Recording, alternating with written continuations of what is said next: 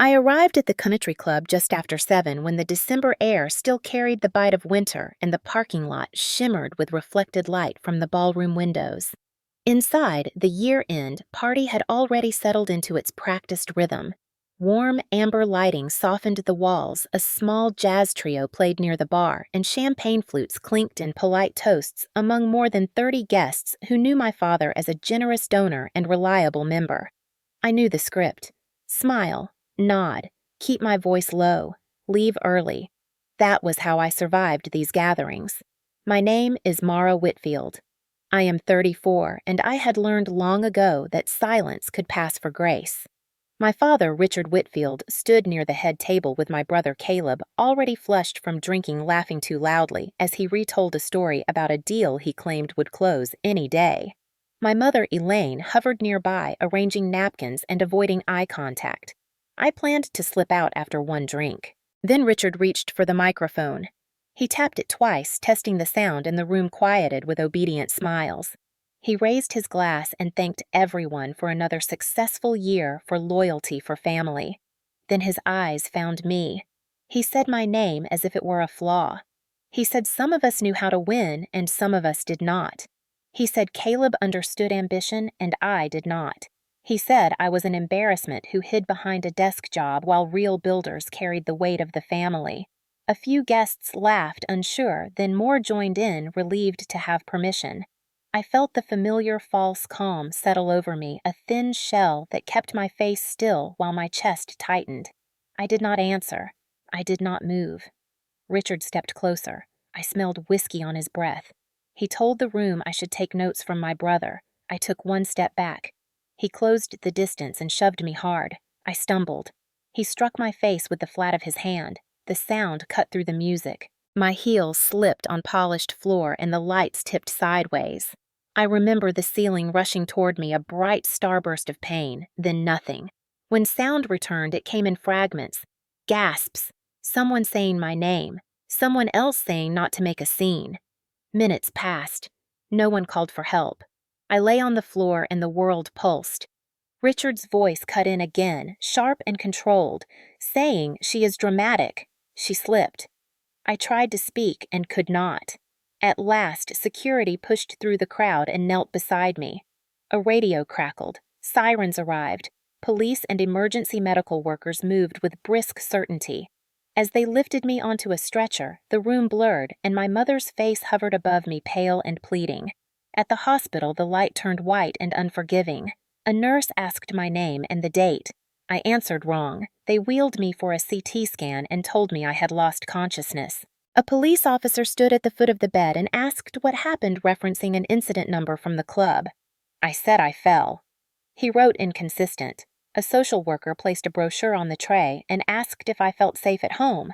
My father arrived wearing concern, like a coat asking to speak privately with the doctor, insisting on answers. A nurse met my eyes and said quietly that I did not have to protect him. I did not know then that the delay before the 911 call, the words he used and the records they were creating would set off a chain of events no one in my family could stop. I drifted in and out as the machines hummed and paperwork stacked invisibly around me, each note precise, each timestamp indifferent to family history. The officer returned with questions calm and patient and explained that witnesses had called it an assault. I shook my head, shame rising, and repeated the lie because lying felt safer than changing everything. Somewhere down the hall, a cart rattled and a monitor chimed. My phone buzzed with messages I could not read. When the nurse came back, she adjusted my blanket and spoke about concussion symptoms, about rest, and observation about follow-up. She asked again if I felt safe, not accusatory, just factual. The room smelled of disinfectant and coffee. I thought of the ballroom and the laughter that had followed my name. I thought of the pause before anyone helped. I thought of my father's voice shaping the story before anyone else could. The weight of it pressed on my chest harder than the pain in my head. I realized the party had not ended for me on the floor. It had followed me here into charts and reports and quiet questions that would not go away. I realized that night had crossed a line that could not be erased by apologies or silence.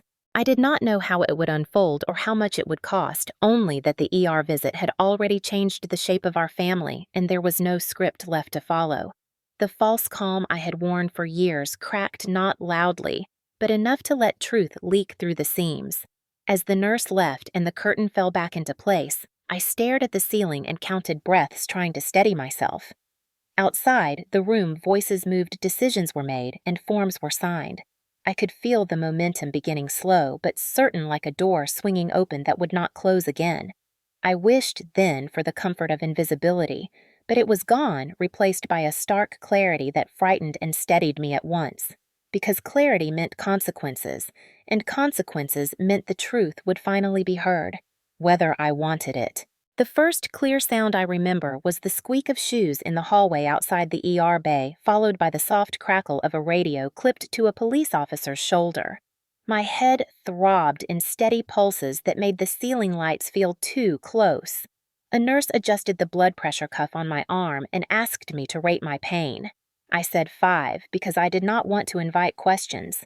The officer stepped closer, notebook already open, and explained that he was following up on an incident reported at the country club. He used the words incident number, speaking them like coordinates on a map that already existed whether I liked it or not. He asked me to describe what happened. I told him I fell. He paused, then asked me to explain how I fell. I said I lost my balance. He nodded and wrote something down, his pen moving slower this time. When he looked up, his eyes were steady and kind, but not convinced. He said witnesses described a different sequence. I repeated that I fell. He marked the report as inconsistent and told me someone might follow up later. After he left, the room felt smaller. A social worker introduced herself and placed a thin brochure on the rolling tray beside me. The cover read, "Domestic Violence Resources." She spoke calmly, explaining that after any loss of consciousness, they asked certain questions. She asked if I felt safe at home. The question landed softly but carried weight. I hesitated and said yes because the word no felt like a trap door opening beneath my feet. She nodded and told me help was available if I needed it, then documented my answer with a practiced neutrality that made me wonder how many times she had heard the same response. A few minutes later, my father appeared at the curtain, his expression carefully assembled into concern. He asked how I was feeling and told the nurse he wanted to speak to the doctor privately. He mentioned his connections, his donations, his understanding of how hospitals worked. The nurse did not move. She told him the doctor would be in shortly and asked him to step back. My mother hovered behind him, twisting her hands and avoiding my eyes. She whispered that everything would be okay if I just rested. When the doctor arrived, he explained the CT scan showed no bleeding but confirmed a concussion. He listed symptoms to watch for and emphasized the importance of follow-up. My father interrupted twice to ask when I could be discharged. The doctor answered without looking at him. When they stepped outside the curtain to discuss next steps, a nurse leaned in and lowered her voice. She said again that I did not have to protect anyone. She said what happened was documented. She said timestamps mattered. Her words were gentle, but they pierced the fog in my head. I felt heat behind my eyes and swallowed it down. Protecting him had been my reflex for years. Protecting him had kept the peace. The police officer returned with another question, clarifying the delay before the 911 call. He said security logs showed several minutes passed before help was requested. He asked who was present. I named my parents and brother and said there were many guests. He wrote again, careful and thorough. My phone buzzed on the tray. I did not pick it up. The officer thanked me and explained that the report would be forwarded and that an incident number had already been created based on the initial call from the club. He said if I remembered anything later, I could contact them. When he left, the social worker returned briefly to confirm my discharge plan and to remind me of resources. She said her job was not to force anything, only to make sure information was available. As the room quieted, I lay there listening to the machines and the distant sounds of the department carts, rolling voices paging names. My father stood near the foot of the bed, arms crossed, watching me as if gauging what I might say. He told me again that I slipped, that these things happen, that making a fuss would only hurt the family. My mother nodded, tears shining, urging calm. I felt confusion and shame twist together, the familiar mixture that had always followed his anger. I signed discharge papers with a hand that shook. The nurse handed me instructions and emphasized rest, no driving, and follow up with my primary care provider. She looked at me one last time and said quietly that help was still there if I needed it. As we walked out, the cold air hit my face and sharpened the pain in my head. I realized that despite the lies I told the ER had already told the truth for me. The incident number existed, the notes existed, the questions existed. They would not disappear because I wished them away. I climbed into the car and stared at the dashboard, feeling the weight of what had begun. The shame was still there, but beneath it, something else stirred a fragile awareness that silence no longer guaranteed safety. The road home stretched ahead dark and uncertain, and for the first time I understood that what happened at the party had been recorded in places my father could not reach, places that did not care about donations or family narratives. The realization frightened me, but it also steadied me, because it meant the truth had found a foothold and it would not let go easily. On the drive home from the hospital, my head pressed against the window. Memories began surfacing in fragments as if the concussion had loosened something I had kept sealed for years. The past did not arrive as a neat story. It came as flashes of tone and posture and fear, the way my father's voice could change the temperature of a room without him raising it, the way my body learned to read those changes before my mind could. Growing up in our house, violence was never announced. It crept in quietly, disguised as discipline stress or love expressed the wrong way. Richard Whitfield did not think of himself as abusive. He thought of himself as a man who demanded respect. When I was small, humiliation came first. He corrected me in front of guests, laughed when I stumbled over words, told stories about my mistakes as entertainment. When I cried, he said I was sensitive. When I asked him to stop, he said I needed thicker skin. Caleb never received the same treatment. My brother's failures were framed as learning experiences, his outbursts excused as passion. I learned early that the rules were different depending on who you were. The first time my father hit me, I was 9. It was not dramatic. I spilled a glass of milk at dinner. He stood, grabbed my arm, and struck the back of my head hard enough to make my ears ring. He told me to sit still and finish eating. My mother said nothing. Later that night, she came into my room and told me not to make him angry, that he worked hard, that I needed to understand the pressure he was under. She did not ask if I was hurt. That pattern repeated itself in 100 small ways. A shove past me in the hallway, a slap on the arm when I talked back, a grip on my wrist that left bruises hidden beneath sleeves. Each incident was isolated, minimized, reframed. He never hit me in front of outsiders, at least not until the party. The humiliation, however, was constant and public. Family gatherings were his stage. He corrected my posture, my tone, my choices. He compared me to Caleb with an ease that suggested it was generosity to point out my shortcomings. If I protested, he accused me of jealousy. If I stayed quiet, he accused me of sulking. There was no correct response. My mother's role was to smooth things over. She handed me ice packs. She whispered apologies that were not hers to give. She told me he loved me in his own way. She taught me how to endure. By middle school, I learned the safest version of myself was the smallest one. I stopped raising my hand. I stopped asking for help.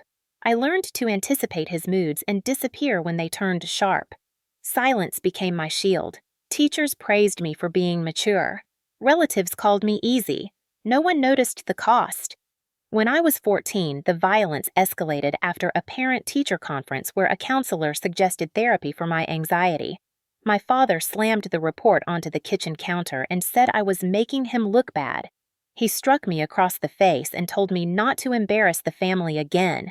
I tasted blood and nodded because nodding ended it faster. That night, my mother sat on my bed and told me not to tell anyone. She said it would ruin him. She said families handled things internally. She said love meant loyalty. I believed her because believing her made the world simpler. High school gave me a reason to stay late and come home tired. I buried myself in work then, in college applications, then in jobs. Each step away from home felt like air returning to my lungs. Yet even as I built distance, the lessons stayed. I learned to scan rooms for exits. I learned to apologize before speaking. I learned that peace depended on my compliance. When I chose a career in healthcare compliance, people said it was an odd fit for someone quiet. They did not know how familiar rules and documentation felt to me, how comforting it was to believe that systems could protect where families would not. Looking back from the ER bed, those memories aligned into something I could finally name. The humiliation was not accidental. The violence was not isolated. It was a pattern sustained by silence and enabled by the fear of disruption. I felt empathy for the child. I had been the one who learned to shrink because shrinking kept her safe. I also felt a surge of anger I had never allowed myself to feel before, not wild or loud, but steady and clarifying. The ER visit had cracked the frame around my childhood, revealing it not as a series of unfortunate moments, but as a continuous harm I had been trained to normalize. As the car pulled into the driveway that night, my father's words echoed in my head, the same ones he had used for decades. "Do not make this worse. Keep the peace." For the first time, I wondered who that peace had ever served. The thought unsettled me, but it also planted a question that would not let go, one that asked whether survival required silence, or whether silence had simply postponed the cost. Competence became my quiet rebellion. I did not announce it or use it to provoke anyone. I wrapped it in camouflage and let it pass as normalcy. When I left for college, I chose a school close enough to be practical and far enough to feel like oxygen. I studied health administration at first, then discovered compliance almost by accident, a field built on policies, documentation audits, and accountability. It appealed to me in a way I did not yet understand. Compliance had rules that applied to everyone, even people with money and influence. It valued evidence over explanations and process over charm. While other students chased prestige or attention, I chased precision. I learned how systems protected themselves, how records spoke when people would not, how timelines mattered. I worked part-time in a clinic, then in a hospital network, watching how incidents were logged, how adverse events triggered reviews, how language in a chart could determine whether something was dismissed or escalated. I never talked about my family. When coworkers asked, I kept it light. I learned that revealing less invited fewer questions. After graduation, I moved into a small apartment and kept my life deliberately unremarkable. I dressed plainly. I drove a reliable car. I avoided social media. My father liked to tell people I had a safe little job. I let him. It kept him uninterested. Distance helped, but it did not erase the old instincts. I still measured my words when he called. I still felt my shoulders tighten when his name appeared on my phone. So I built layers. I became dependable at work, the person managers trusted to handle sensitive reviews. I learned to write reports that were clear and unemotional, facts arranged so they could not be misread. I earned certifications. I took on projects no one wanted because they were complicated and quiet. Promotions followed. Respect followed. No one at home noticed. That was by design. Camouflage meant my success did not provoke scrutiny or envy. It meant I could exist without being targeted. When I visited my parents, I kept conversations shallow. I praised Caleb's latest plans and nodded at my father's stories. I left early. False calm returned as a habit, not because things were calm, but because calmness reduced risk. I told myself this was maturity, that choosing peace over conflict was wisdom. In truth, it was survival refined into routine. The ER shattered that illusion. As I sat in the aftermath, I saw how carefully I had arranged my life to avoid confrontation, how competence had become a way to stay invisible rather than to be free. At work, I was respected because I asked the questions others avoided. At home, I avoided questions altogether. The contrast was stark. I had trusted systems to protect patients and organizations, yet I had never trusted them to protect me. I had believed documentation mattered, but only for other people. That belief began to crack. When the nurse spoke about timestamps, when the officer mentioned the incident number, something inside me recognized the language. These were the same mechanisms I used every day to ensure accountability. The realization was unsettling and empowering at once. If documentation mattered at work, it mattered here. If patterns could be identified in audits, they could be identified in families. My competence was not just camouflage, it was a skill set I had never applied to my own life. That night, lying awake with my head aching and lights off, I replayed the ER questions and imagined answering them differently. I imagined stating facts instead of minimizing them. I imagined records accumulating, impartial and persistent. The thought frightened me because it threatened the equilibrium I had built, the fragile peace that depended on my silence. Yet it also offered something I had not felt in years, a sense of alignment between who I was professionally and who I was privately. The false calm I had relied on began to feel like a liability. Competence once hidden now looked like a path forward. I did not know yet what I would do with that knowledge. I only knew that the skills I used to protect others from harm could no longer be reserved for the office. The ER had shown me that my life was already inside a system whether I acknowledged it or not. The question was no longer how to stay invisible, but whether I was willing to be precise even when precision disrupted the story my family preferred to tell. That question followed me into the next morning, persistent and demanding as the outline of my life shifted from avoidance towards something I could finally name as agency. By the time I got dressed for the year-end party, my body already knew what my mind refused to admit. My hands trembled as I fastened my earrings, not from fear exactly, but from the old reflex of preparation, the quiet bracing that came before entering my father's orbit. I chose a simple black dress and flat shoes, nothing that could be criticized as flashy or careless. I told myself I would stay for one drink, congratulate a few people, and leave before anything escalated. The drive to the country club felt longer than usual, each mile marked by memories I tried not to engage. When I pulled into the lot and saw the familiar line of cars, I nearly turned around. Instead, I inhaled, counted to 3, and went inside. The ballroom glowed with warm light, and for a moment it looked harmless, even inviting. Richard was already holding court near the bar, a drink in his hand, his voice carrying.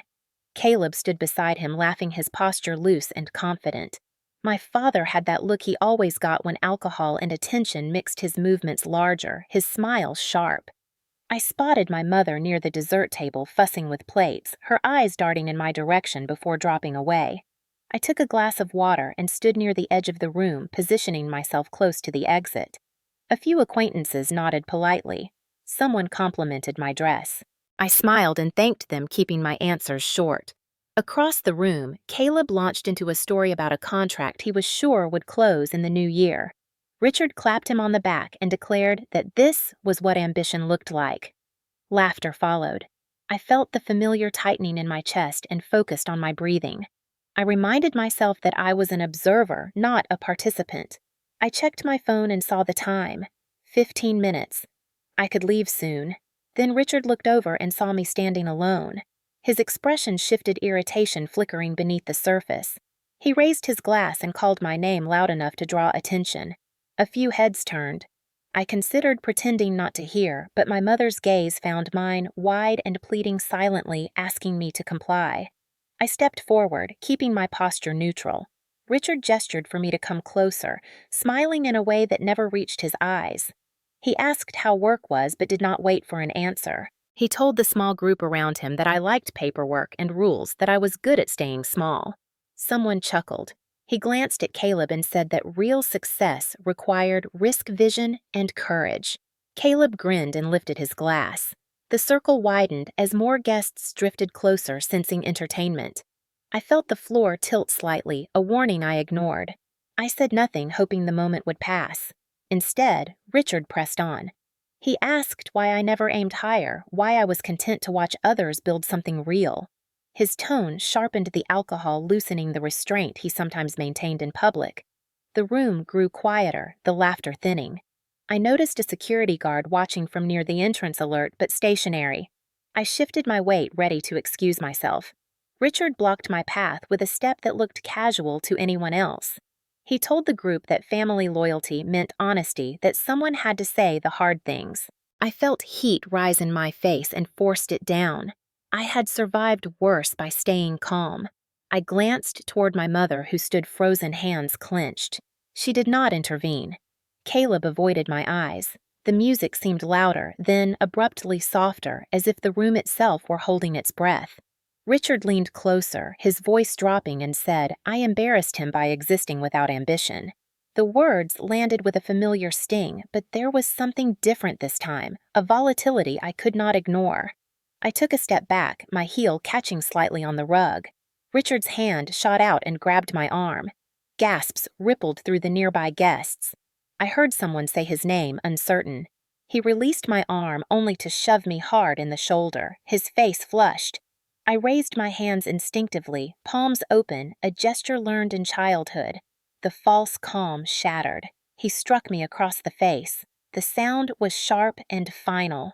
I felt myself falling, the ceiling lights blurring into streaks as my head snapped back. The last thing I remember before the blackout was the sensation of weightlessness, the room tilting away, and the realization that the line he had never crossed in public was gone.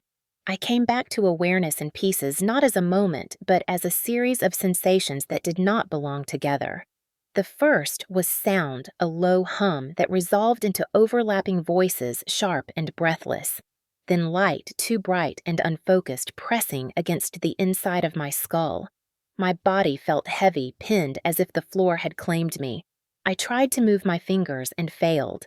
Panic rose and then ebbed, replaced by a dull, spreading ache that pulsed in time with my heartbeat. Someone was saying my name over and over, stretching the syllables as if that might pull me back. I tasted metal and realized my lip was bleeding. The ballroom ceiling hovered above me, the chandeliers now distorted their crystals, smearing into halos. I could hear shoes scuffing close by and the scrape of a chair being pushed aside. A voice I did not recognize said to give me space. Another said not to touch my neck. Time stretched. I lay there while the room decided what to do with me. The most unsettling part was the pause, the hesitation before action, as if the guests were recalibrating their understanding of what was acceptable. In that pause, my father spoke. His voice cut through the confusion, controlled and irritated. He said I slipped. He said I was always clumsy. He said there was no need to overreact. I wanted to scream, but my throat would not cooperate. My mother knelt near my head, her hands hovering without making contact, whispering that help was coming, that I should breathe. Her eyes were wide with fear, but she did not contradict him. Someone finally knelt and pressed a napkin to my mouth. Another guest fumbled for a phone and then stopped glancing toward Richard as if seeking approval. Seconds passed that felt like minutes. The jazz trio had stopped playing. The silence was thick, punctuated by murmurs. I felt myself drifting again, the edges of the room darkening. A firm voice cut in, authoritative, asking if anyone had called emergency services. A security guard pushed through the cluster of bodies, radio in hand. He knelt, checked my responsiveness, and spoke into the radio with clipped urgency. That was when movement finally began. Chairs were pulled back. Someone cleared a path. I felt hands carefully supporting my head and shoulders. My vision narrowed to a tunnel. The next clear image was flashing lights reflected in the windows as paramedics entered. They asked questions I could not answer.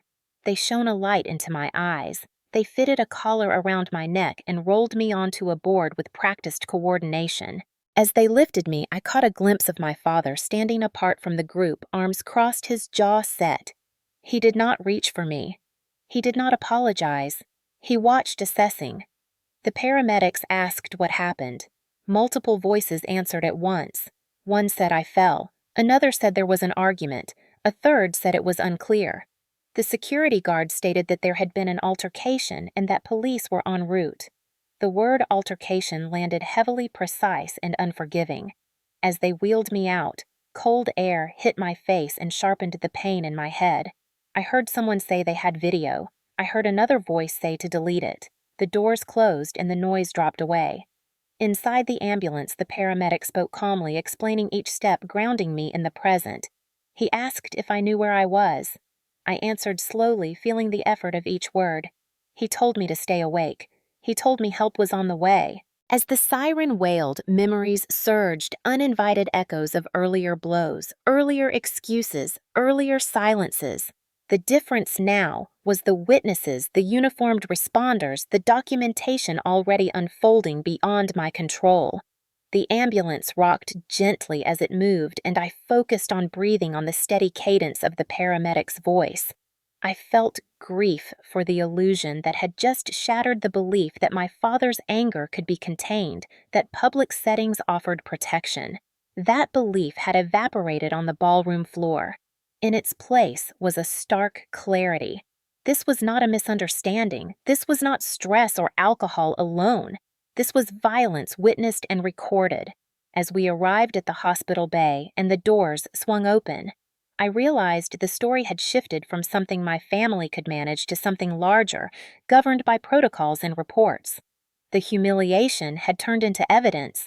The shock was not only that I had been struck, but that the strike had finally been seen.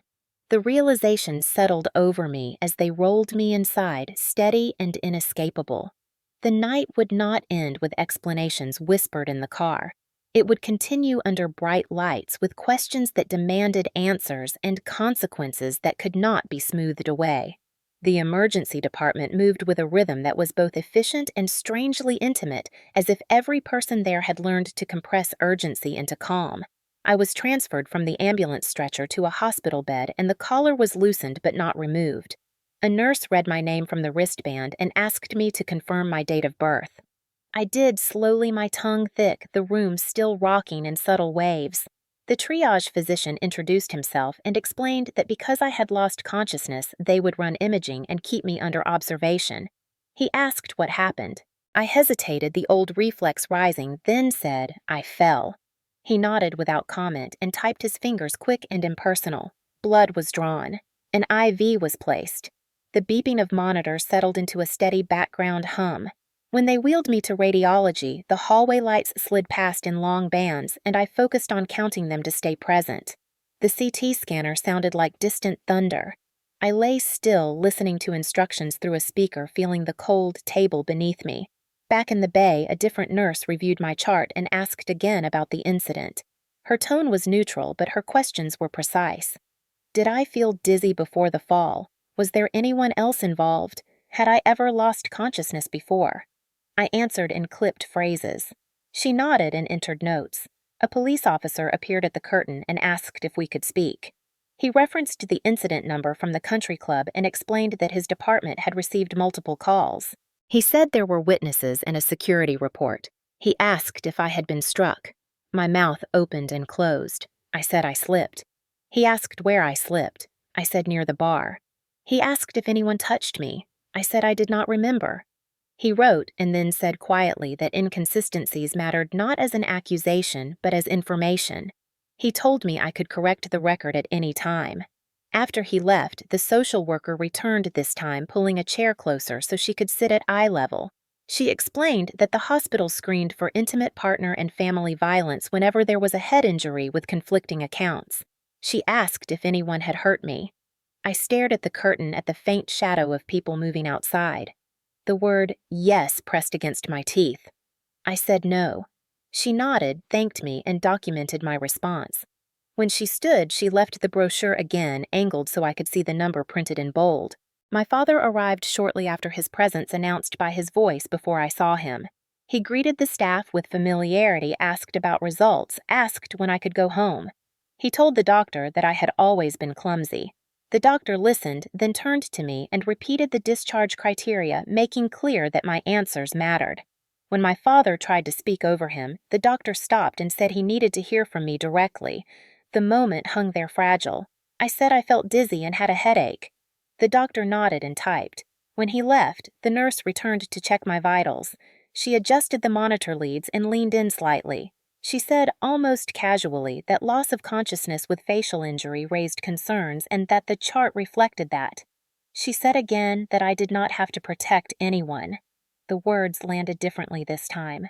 I felt something inside me loosen the grip of habit, easing just enough to let another thought in. Protecting him had not protected me. The CT results came back clear for bleeding, but the physician diagnosed a concussion and documented suspected assault based on mechanism and witness accounts. The phrase suspected assault appeared on the screen when he reviewed the plan with me. It was clinical, unemotional, and undeniable. He explained symptoms to watch for and the importance of follow-up. He also explained that the hospital had a duty to provide information and that law enforcement would follow their process. My father frowned and asked if that language was necessary. The physician replied that accuracy was necessary. After he left, the police officer returned to clarify the delay in the emergency call and to ask again if I wished to add anything. My head pounded and my thoughts felt slow, but clarity cut through the haze. I saw the chart in my mind, the timestamps, the reports aligning. I saw how the system worked when fed facts instead of excuses. I heard my own voice quiet but steady saying that I had been shoved and struck. The officer met my eyes and nodded once, then asked me to describe it. I did briefly without embellishment. He wrote. He told me there would be next steps and that a temporary protective order could be requested if I felt unsafe. The social worker returned and asked if I had somewhere safe to stay. I said yes, but my voice shook. She documented that too. As the discharge papers were prepared, my father stood stiffly by the bed, anger simmering beneath his concern. My mother avoided my gaze. The nurse handed me instructions and went over them carefully. She circled a number on the page and said to call if symptoms worsened or if I felt unsafe. When she left, I lay there listening to the monitors and the distant overhead announcements, feeling the weight of what I had set in motion. The turning point was not dramatic. There was no speech or confrontation. It was a series of small, deliberate choices, answers given plainly, facts allowed to stand. As I signed the final forms, I understood that the record now told a story my family could not rewrite. The ER had become more than a place of treatment. It had become a witness. The realization steadied me even as fear flickered at the edges because it meant the truth had finally entered a system designed to hold it. The evidence did not arrive all at once. It surfaced quietly in fragments, as if the night itself were releasing what it had held. The first message came while I was still at home the next morning. Lights dimmed, curtains half drawn, my head aching in a steady rhythm that made concentration difficult. A text from an unfamiliar number appeared on my phone. It said I was there last night and I saw what happened. I am willing to make a statement. I stared at the screen, unsure how to respond. Minutes later, another message followed this one from a woman I vaguely recognized from the club, someone I had exchanged polite greetings with over the years. She wrote that she had been standing near the bar and saw my father shove me before he hit me. She said she was sorry she had not intervened sooner. Her words were simple and direct, not dramatic, which made them more powerful. I thanked her and saved the messages. The compliance part of my brain clicked on cataloging dates and times even as my hands shook. By mid-morning, an email arrived from the country club manager. It referenced the incident number and stated that security had completed an internal report. The manager wrote that because the incident involved physical harm and police response, the club was required to preserve footage and witness statements. He asked for confirmation that I consented to the release of materials to law enforcement. I replied yes and forwarded the email to the officer whose card sat on my kitchen counter. Within an hour, he acknowledged receipt and said they would obtain the report. The next development came unexpectedly. A member I knew only in passing called and asked if she could drop something off. When she arrived, she looked nervous, glancing over her shoulder, as if the house itself might judge her. She handed me her phone and played a short video. It was shaky and brief, filmed from across the room, but it showed enough. My father's arm moving toward me. My step back, the shove, the sound of the strike, my fall out of frame. The video cut off as people rushed forward. I felt my stomach drop, a mix of validation and grief washing through me. This was the moment stripped of explanations, reduced to motion and sound. She told me others had videos too, but some were afraid to share them. I thanked her and copied the file, making sure the metadata remained intact. Later that afternoon, the security report arrived. It listed timestamps, names, and observations in neutral language. It noted a delay between the initial incident and the call to emergency services. It documented that staff observed an altercation and contacted police. Reading it felt surreal, like reading about someone else. The language was dry, precise, unarguable. Each line reinforced the others, forming a pattern that no single account could undo. As the day went on, messages continued to arrive. Some were supportive. Others were cautious, offering statements without commentary. I responded politely and saved everything. I created a folder on my computer and organized the materials by type and time. Video, witness texts, incident report, police acknowledgement, ER discharge summary with suspected assault noted. It was not something I had planned to do, but it felt necessary, almost automatic. This was how systems worked. Information mattered only if it was preserved. In the early evening, my phone rang again. It was the officer updating me on the case. He said multiple witnesses corroborated my account and that the security report aligned with the video. He explained next steps, calmly outlining options without pressure. He asked if I felt safe returning home. I hesitated, then said I would be staying elsewhere. He noted that. After the call, I sat quietly absorbing the shift that had occurred. For years, my experience had lived only in my body and memory, easy for others to dismiss. Now it existed outside me, documented and shared, no longer dependent on my willingness to speak. The evidence did not exaggerate or argue. It simply existed. That was its power. I felt a strange sense of relief paired with sorrow. Relief that I was no longer alone in what I knew, sorrow for the finality of it. Evidence has a way of closing doors, even as it opens others. By nightfall, the reality was undeniable. The story had moved beyond family dynamics into a realm governed by procedure. I understood that there would be consequences, not just legal but social, and that those consequences would ripple outward in ways I could not fully predict. The thought was intimidating, yet it grounded me. I had not created this outcome. I had only stopped absorbing it in silence.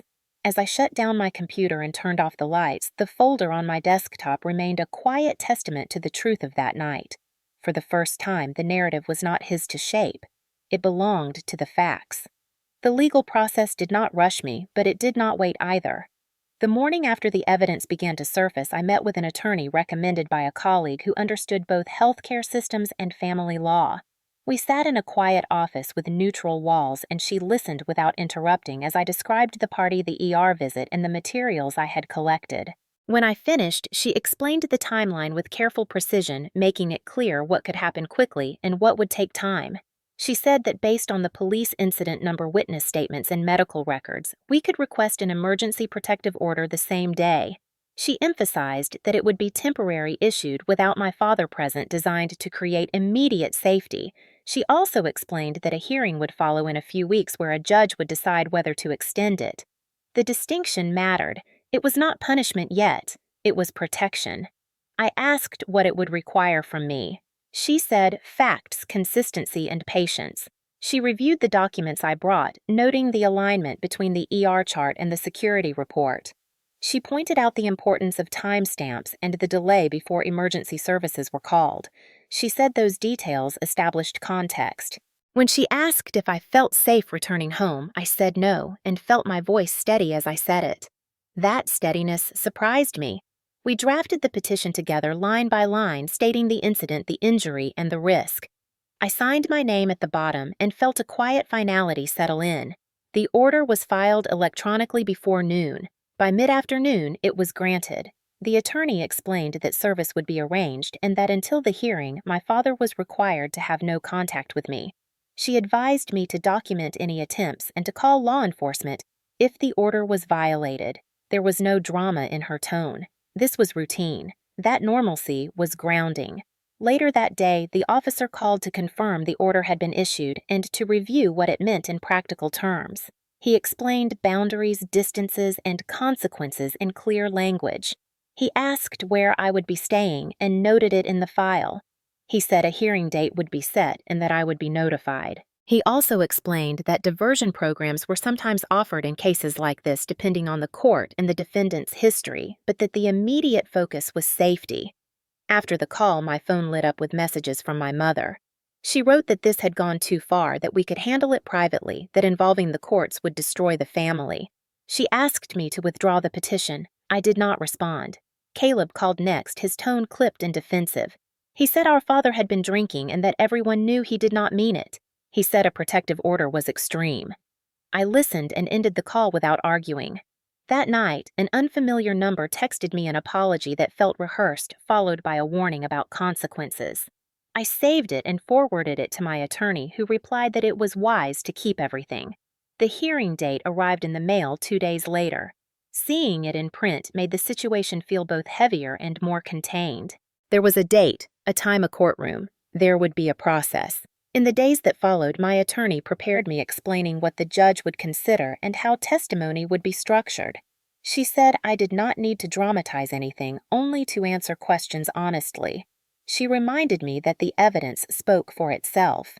Meanwhile, the country club notified members of a pending investigation related to conduct at a private event, citing their code of conduct. The notice was brief and factual. My father's name was not mentioned, but the implication was clear. The legal steps moved in sequence, each one building on the last, none of them rushed. I felt moments of doubt, flashes of guilt, the old training urging me to restore peace. Each time I returned to the timeline. Incident, report, ER, order, hearing. The structure helped. It kept me oriented when emotions threatened to pull me backward. On the morning of the hearing, I dressed simply and arrived early. I sat on a wooden bench outside the courtroom and focused on my breathing. When my name was called, I stood and walked forward, aware of the weight of what I was asking the court to do. Inside, the judge reviewed the petition, the records, and the statements. He asked questions. I answered them. My father's attorney spoke minimizing and reframing. The judge listened, then issued his decision. The protective order would be extended. Anger management would be required as part of a diversion option with conditions attached. Contact would remain prohibited. The gavel struck once. It was not loud, but it echoed. Outside the courtroom, my attorney shook my hand and said we had done exactly what we needed to do. As I stepped into the hallway, I felt a mix of exhaustion and resolve. The legal timeline had unfolded as promised, not as a spectacle, but as a series of deliberate steps that placed boundaries where none had existed before. It was not the end, but it was a decisive moment, one that marked the shift from fear to structure, from chaos to accountability, and it held. The family response arrived in waves, each one sharper than the last, as if the legal boundary I had drawn provoked an instinctive pushback meant to force me back into my old place. It began with my mother. She called repeatedly from different numbers, leaving messages that shifted in tone from pleading to admonishing. She said she understood why I was upset, but insisted the court involvement was unnecessary. She said people were talking. She said my father was humiliated and that I needed to think about the consequences for everyone, not just myself. Her voice cracked when she asked how I could live with myself if this destroyed the family. I listened to each message once, then archived them without responding, a habit I had learned from compliance audits where emotion clouded judgment and documentation mattered more. When she did not get the reaction she wanted, she showed up at my apartment unannounced. I did not open the door. She stood in the hallway crying loudly enough for neighbors to hear, repeating that she was my mother and that families handled things privately. I waited until she left and documented the time and duration. Caleb's approach was more aggressive. He sent long texts accusing me of exaggerating, of betraying our father, of being vindictive. He said I had always been jealous and that this was proof. He minimized the assault as a misunderstanding fueled by alcohol and stress. When I did not respond, he escalated, calling my work and leaving a message with reception asking me to call him immediately about a family emergency. I emailed my manager to explain there might be inappropriate contact and forwarded the voicemail to Human Resources, who documented it and blocked his number. That action triggered another flood of messages accusing me of trying to ruin his career too. My father remained silent for several days, which in itself felt ominous. Then a letter arrived at my temporary address, handwritten, carefully worded. He apologized for my distress without acknowledging the act. He said he loved me and that this had gone too far. He warned that legal actions had a way of spiraling and that I should reconsider before irreversible damage was done. The undertone was clear. He believed control could be reasserted through pressure rather than reflection. I forwarded the letter to my attorney, who advised me not to respond and to keep it for the record. When the letter did not produce the desired effect, the tactics shifted again. Extended family members began reaching out, cousins and aunts I had not heard from in years, all carrying the same message framed in different words. Forgiveness. Unity. Blood. They asked if I really wanted to be the reason everyone was uncomfortable at gatherings. They suggested mediation prayer time. One uncle implied that I was jeopardizing my inheritance. Another suggested I was overreacting because I had always been sensitive. Each message echoed the same theme, that my pain was less important than restoring the appearance of harmony. The pressure intensified when my father's business contacts started distancing themselves. Someone leaked the country club investigation to a members-only group chat and speculation followed. My mother blamed me for the fallout, saying my father's reputation was being dragged through the mud. She asked if I was happy now. I felt the old pull to soothe, to explain, to fix it. Instead, I returned to the facts. An assault had occurred. The response was proportional. Boundaries were legal, not emotional. The turning point came when my father violated the protective order indirectly by asking a mutual acquaintance to pass along a message urging me to drop everything. The acquaintance felt uncomfortable and told me immediately. I documented it and informed my attorney, who notified the court. The violation was noted. The message from the judge was clear. Orders were not suggestions. The family reaction grew colder after that. Calls stopped. Messages thinned. The silence this time felt different, edged with resentment rather than expectation. In the quiet, I processed the grief that came with acknowledging what I had lost. The family I had protected for years was not rallying around truth. It was defending a hierarchy. Their counterattack revealed the depth of the pattern more clearly than any memory could. They were not asking if I was safe. They were asking me to restore comfort. That realization hurt, but it also clarified my resolve. I did not need to convince them. The court had already recognized the harm. The system had drawn a line. As the days passed, I felt the emotional crash that followed, sustained vigilance exhaustion mixed with relief. Therapy sessions helped me name what I was experiencing as backlash, a predictable response when long-standing dynamics are challenged. Naming it reduced its power. I learned to let the messages sit unanswered, to trust the structures I had engaged, to allow the consequences to unfold without interference. The family counteroffensive had failed, not because I fought back harder, but because I did not engage on their terms. The boundary held. In that holding, something inside me settled a quiet certainty that whatever came next, I would not return to silence to make others comfortable. The public exposure did not arrive with cameras or headlines. It unfolded in the most ordinary setting possible, the kind of place where reputations were usually protected, not questioned. The country club board meeting was scheduled for a Tuesday evening and described in the email as a routine review of conduct related to a private event. The language was neutral, almost bland. Attendance was limited to board members, legal counsel, and involved parties. I was invited to submit materials and attend if I wished. My attorney explained that I did not have to speak, that the evidence would carry the weight. I decided to attend anyway. Walking into the club again felt surreal, like stepping into a room that had rejected me and then pretended nothing happened. The lighting was bright and clinical in the conference room, not the warm glow of the ballroom. A long table filled the center, papers neatly stacked at each seat. The board members arrived in quiet clusters, greeting one another with restrained nods. My father entered last, shoulders squared, expression composed. He did not look at me. When the meeting was called to order, the chair explained the process. Counsel summarized the incident based on reports, witness statements, and security footage. The video was played without commentary. It was brief and devastating in its simplicity. No context, no justification, just motion and impact. The room was silent when it ended. A board member asked about the delay in calling emergency services. The security director answered with timestamps. Another asked whether alcohol service had been suspended after the incident. The answer was no. Notes were taken. My father's attorney spoke next, framing the event as a misunderstanding exacerbated by alcohol, emphasizing my father's long-standing membership and contributions. The counsel responded that membership status did not negate the code of conduct. A witness statement was read aloud, matter-of-fact and precise. Another followed. Each one added weight without emotion. I was asked if I wished to add anything. I stood and stated only that I had been injured, treated in the emergency department, and that the incident number and medical records were accurate. I sat down. That was all. The board deliberated briefly in a closed session. When they returned, the chair spoke clearly. The membership was suspended pending completion of the legal process and a review of conduct requirements.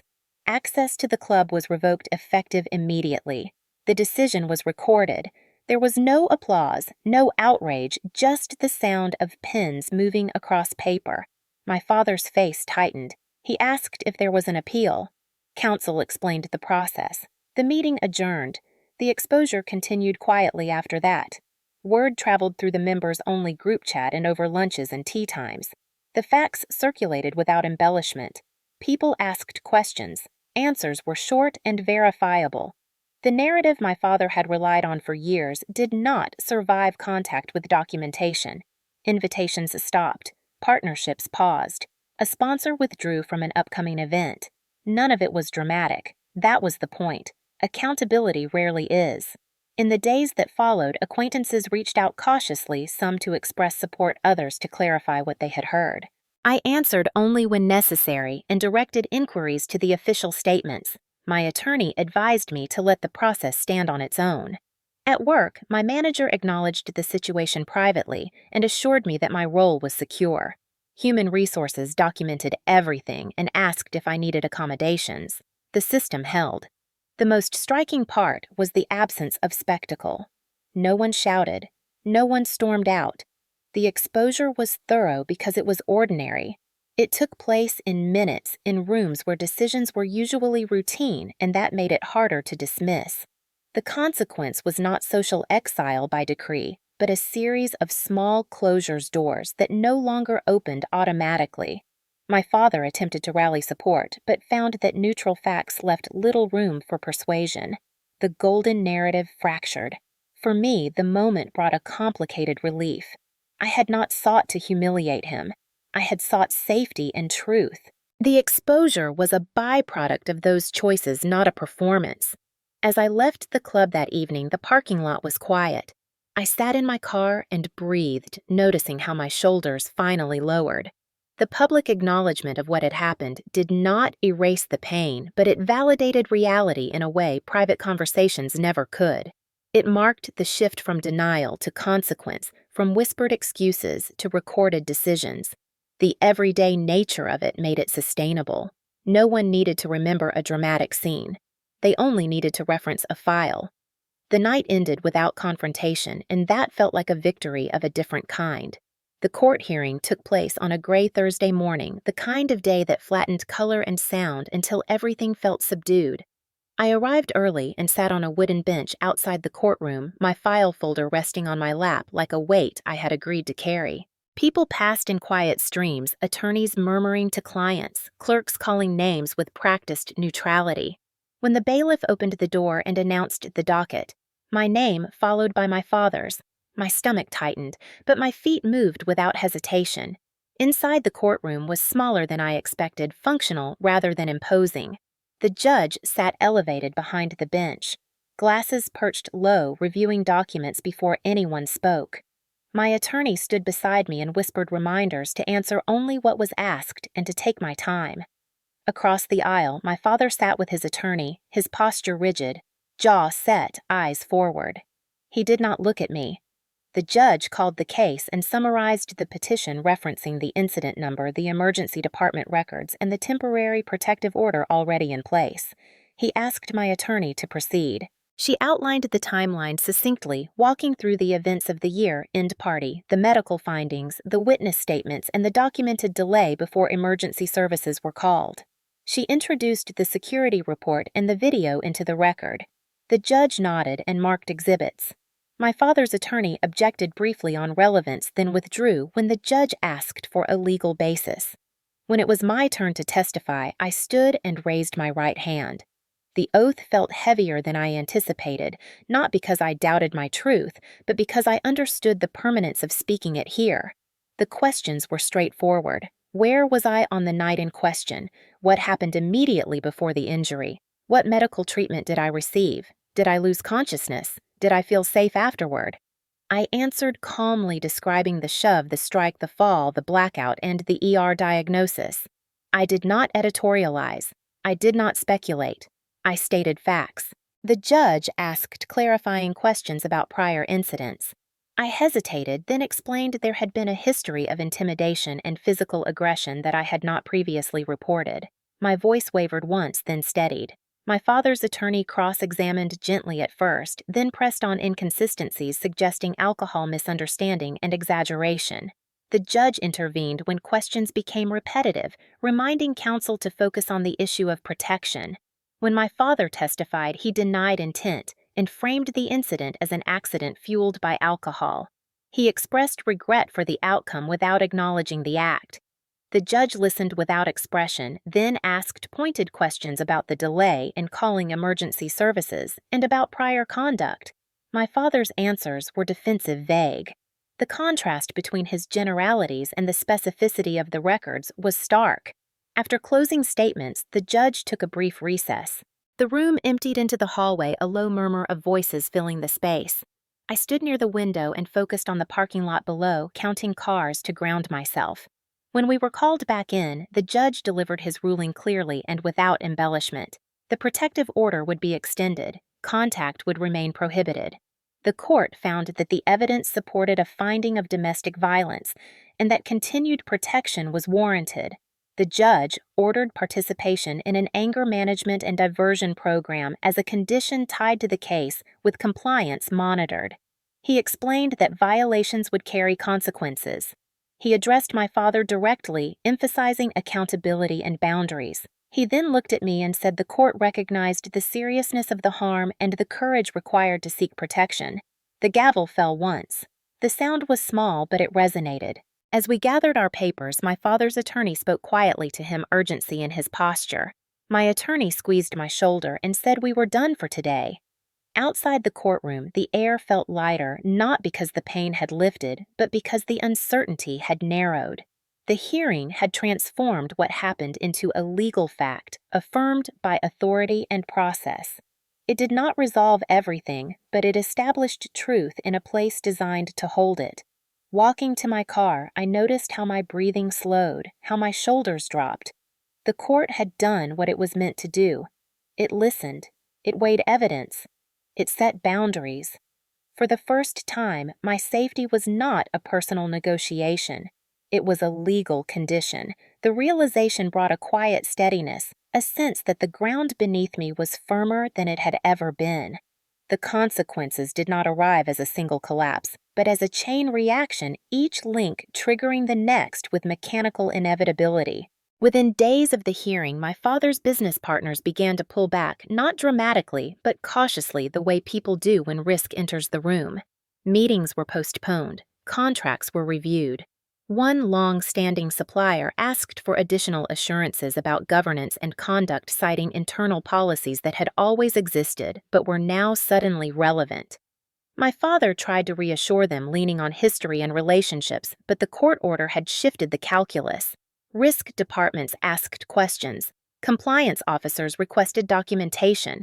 Silence from some quarters spoke louder than confrontation. The country club suspension compounded the effect. In circles where credibility functioned as currency, access mattered, and the loss of access was noted. Invitations stopped arriving. Informal introductions dried up. A charity board quietly asked him to step back, pending resolution of the legal matter. None of this was public spectacle. It was administrative gravity doing its work. At home, the impact was sharper. My mother moved through days with brittle composure, blaming stress, blaming gossip, blaming timing. She stopped calling me after my attorney sent a reminder about indirect contact. The house felt smaller according to relatives who checked in as if the walls were listening. Caleb's trajectory wobbled next. The contract he had been boasting about stalled when a background check flagged the family name in recent court records tied to violence. It was not disqualifying, but it invited scrutiny he was not prepared for. He lashed out, accusing me of sabotaging him, ignoring the fact that I had no involvement beyond telling the truth. He attempted to spin the narrative among friends, but without access to the club and with whispers circulating, his version did not travel far. At work, I felt the contrast immediately. My manager checked in weekly, not prying, just ensuring support. Human Resources documented accommodations and offered flexibility for court dates and recovery. The system I trusted functioned as designed, absorbing the impact without judgment. Therapy sessions deepened, focusing on disentangling guilt from responsibility. My therapist framed the aftermath as a predictable backlash when entrenched power is challenged. Naming it helped me withstand it. Weeks passed and the diversion program began. My father attended sessions reluctantly, according to reports relayed through counsel. Compliance with the program became another condition monitored by the court. The routine of accountability pressed in on him from multiple sides. At a construction site, an inspector cited a minor violation that would have been waived through months earlier. It was corrected, but the message was clear. The margin for error had narrowed. Family gatherings fractured. Holidays were planned separately. Extended relatives chose sides quietly by choosing dates and venues. The golden image that had smoothed over discomfort for years could not withstand the accumulation of small, verifiable consequences. For me, the days settled into a new rhythm. I moved to a different apartment, one with more light, and changed my number. I kept my circle small. The quiet was restorative. I slept through the night for the first time in years, waking without the familiar jolt of dread. The guilt surfaced intermittently, especially when I imagined my mother alone with the fallout, but it no longer dictated my actions. I reminded myself that accountability was not cruelty. It was a response to harm. The chain reaction continued into the spring. A lender requested updated disclosures from my father's company. A joint venture was paused pending review. Caleb took a lower profile role, his confidence visibly shaken. None of this erased what happened, but it recalibrated the environment that had allowed it to happen without challenge. I did not celebrate these outcomes. I observed them. The satisfaction came not from others losing status, but from seeing reality acknowledged. The court order held. No contact was maintained. When an indirect message attempted to slip through it, was addressed swiftly and documented. The boundary proved durable. As months passed, the family narrative shifted from denial to resentment to reluctant acceptance. I was no longer the problem to be fixed. I was the variable that had changed the equation. In that space, I began to recognize something unexpected, a growing sense of self-trust. I had acted in alignment with my values and skills, and the outcome, while painful, was coherent. The ripple effects affirmed that systems respond to facts, not excuses. The chain reaction did not destroy my family. It exposed it to reality. The difference mattered. As I stood in my new kitchen one morning, sunlight cutting across the counter, I realized the consequences had not consumed me. They had cleared a path. The silence that once protected others at my expense had been replaced by a structure that protected me. The change was not loud, but it was lasting. No contact was not a dramatic declaration or a speech delivered at a kitchen table. It was a series of deliberate decisions executed quietly one after another until the distance became real. The first step was practical. I changed my phone number and gave the new one only to my manager, my attorney, and 2 friends who had proven they understood boundaries. I closed the old email account my family knew and opened a new one tied to nothing from my past. I updated privacy settings everywhere and removed my name from searchable directories where possible. Each task felt oddly soothing, like clearing debris after a storm. The next step was physical. I moved apartments within the same week, choosing a place that felt neutral and anonymous. I did not share the address. I forwarded mail temporarily and then closed the forwarding. I packed at night, keeping the lights low, working steadily until the rooms echoed. On the first night in the new place, I slept on a mattress on the floor and woke to silence that did not feel threatening. It felt earned. The emotional work was harder.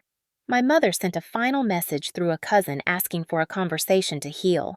I wrote a short reply and asked my attorney to send it. It stated that I would not be engaging in contact and that any further attempts should go through counsel. The clarity of it surprised me. I did not explain or justify. I did not apologize. The message stood on its own. After that, the attempts slowed and then stopped. I noticed how often my body expected interruption. I flinched at unknown numbers. I checked the locks twice. Over time, the vigilance softened.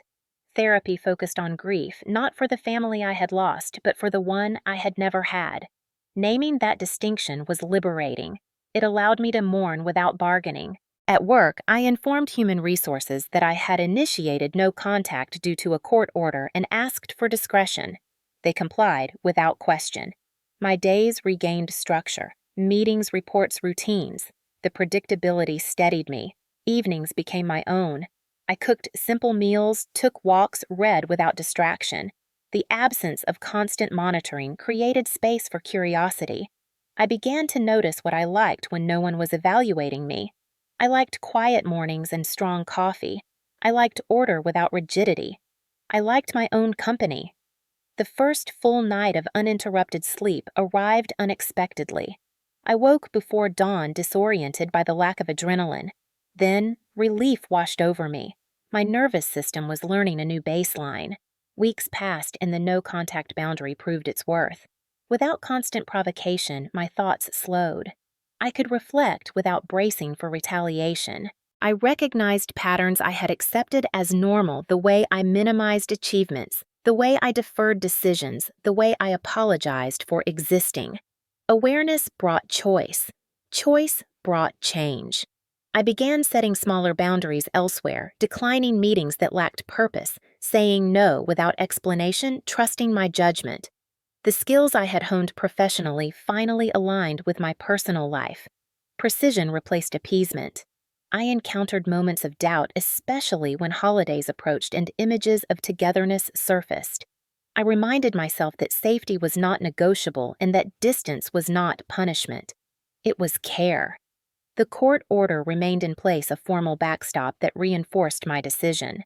Knowing it existed allowed me to relax into the boundary rather than defend it. Friends noticed the difference. They commented on my posture, my laughter, the way I occupied space. I smiled more easily. The quiet did not erase the past, but it changed my relationship to it. Memories surfaced without the same sting. They became information rather than threats. One evening, as I sat on the balcony watching the city lights flicker on, I realized I had gone an entire day without thinking about my father. The realization startled me and then settled into something like peace. No contact had not emptied my life. It had filled it with room. The decision was not about cutting people off. It was about choosing myself consistently. That choice, repeated daily, reshaped my world in ways no confrontation ever could. Healing did not arrive as a single realization or a dramatic breakthrough. It unfolded in increments measured not by how good I felt, but by how little I flinched. Therapy became the anchor. Twice a week at first, then weekly, I learned to map my reactions to separate past danger from present choice. We worked through the language of trauma and control, how my nervous system had been trained to anticipate harm and call it normal. Naming those patterns gave me leverage over them. I practiced grounding techniques that felt awkward at first and then indispensable. Breath counts, sensory checks, rewriting internal scripts that told me I was responsible for other people's comfort. Outside the therapist's office, my life expanded quietly. I asked for a project at work that required presenting to senior leadership, something I would have avoided before. I prepared meticulously and delivered without apology. The feedback was clear and respectful. My competence no longer hid me. It supported me. Promotions discussions followed based on documented performance and trust. I noticed how different it felt to be evaluated on evidence rather than perception. The parallel was not lost on me. I began rebuilding my body's sense of safety. I took a self-defense class not because I expected violence, but because choice mattered.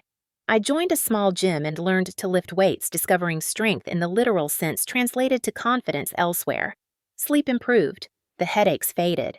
My appetite returned. I cooked meals that nourished instead of distracted. On weekends, I explored the city without an agenda, letting curiosity replace vigilance. Healing also meant confronting grief honestly. I wrote letters I never sent, acknowledging the parents I wished I had and the childhood I did not receive. I allowed anger without turning it inward.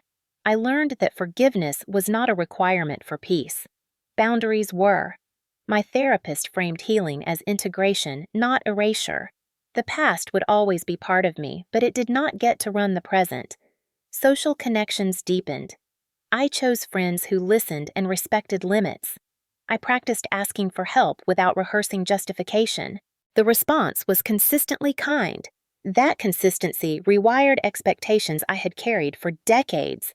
At times, memories resurfaced unexpectedly, triggered by a tone or a gesture. Instead of spiraling, I noted the reaction and returned to the present. Progress looked like resilience, not avoidance.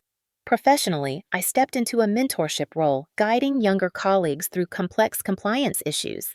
Teaching reinforced my own confidence. It also affirmed a value I had long held quietly, that protection and accountability mattered. I volunteered with an organization that educated patients about their rights, careful to choose a role that did not overwhelm me. Giving back felt grounded, not performative. The legal boundaries remained in place, but they receded into the background of daily life. I no longer needed to check them constantly. The systems I had engaged continued to function without my vigilance. That reliability freed mental space. I noticed joy returning in small ways. A favorite song on the radio, sunlight on the kitchen counter, laughter that came unforced. Healing was not about forgetting. It was about living fully alongside memory.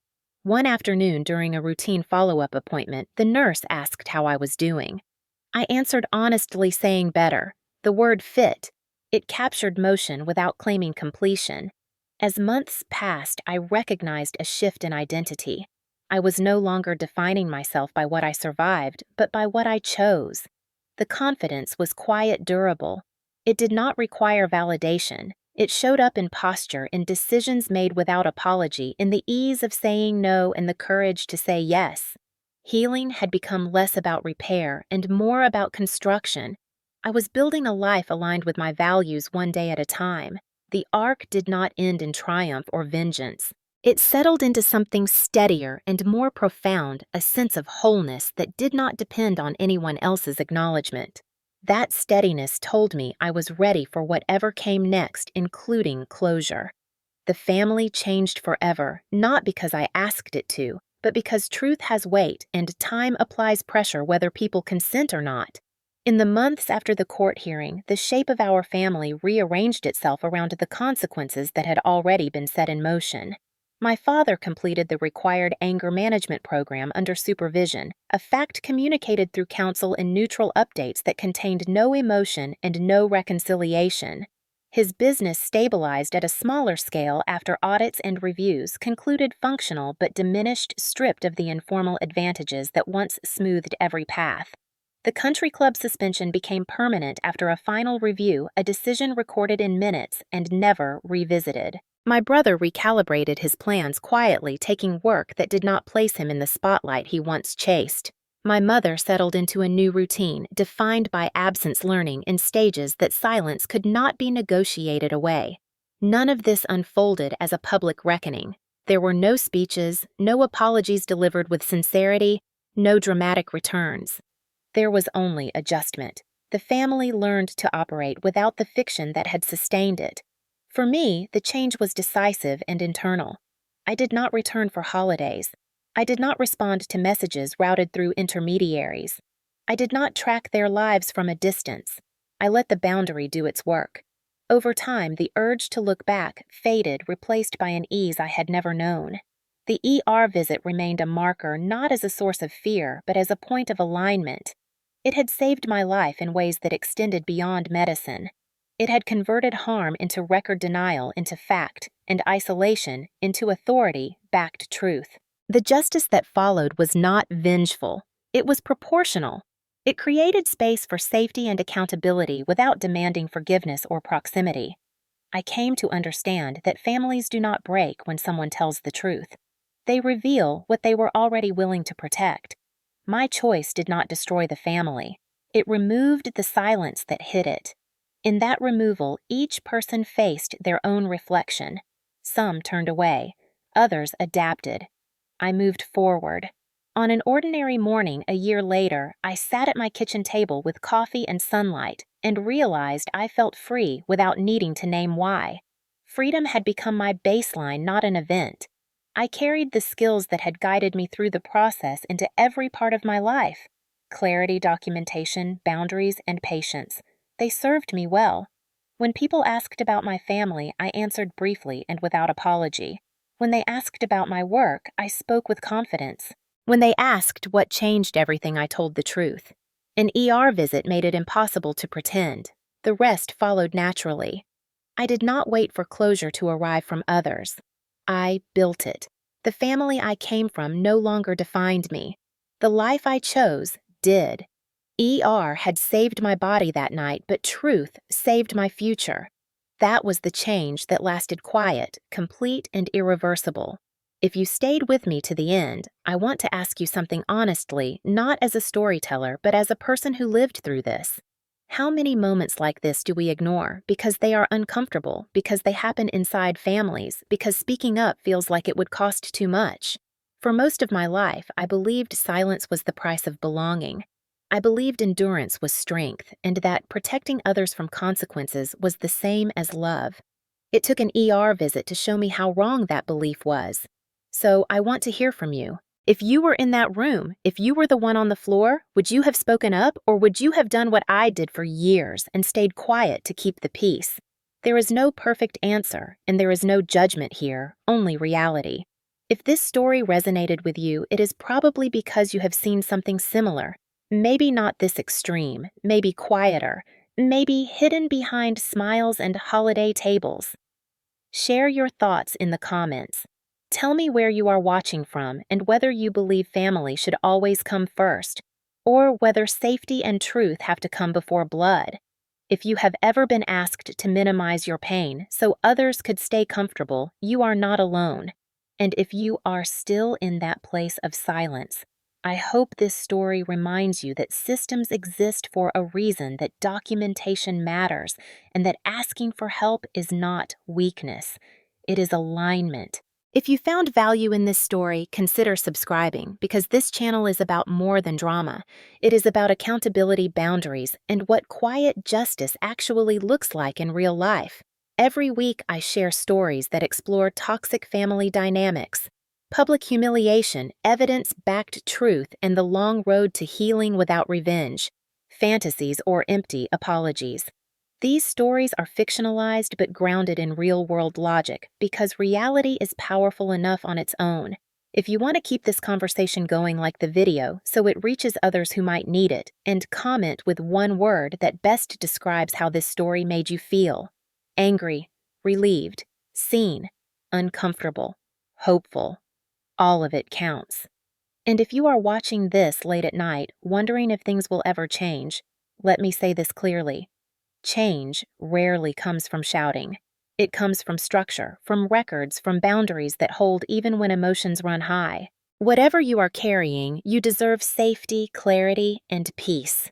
Thank you for listening. Thank you for witnessing this story, and I will see you in the next one.